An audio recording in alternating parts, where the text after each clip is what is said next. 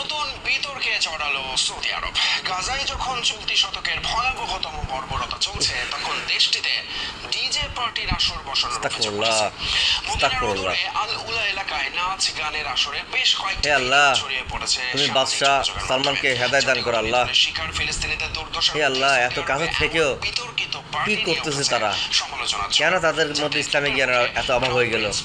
আল্লাহর প্রতি ভালোবাসা, রসুলের প্রতি ভালোবাসা, মানবতার প্রতি এত কম ভালোবাসা কেন হলো? আরে আমার ভাই, আমার বোন, আমার ছোট ছোট বাচ্চারা, আমারও ছোট বাচ্চা আছে, খুব খারাপ লাগে। রীতিমতো প্রতিযোগিতা করে সংগ্রহ করতে হয় খাবার। আল্লাহ, এখানকার পরিস্থিতি যদি বাংলাদেশ যদি ইসরায়েলের পাশে অথবা ফিলিস্তিনের পাশে হইতো, ইনশাল্লাহ সাহায্যের কমতি হতো না, এবং প্রান্তের মানুষের মতো আমরাও যে কোনোভাবে হোক ইনশাল্লাহ আমরা ঝাঁপিয়ে পড়তাম বাংলাদেশিরা।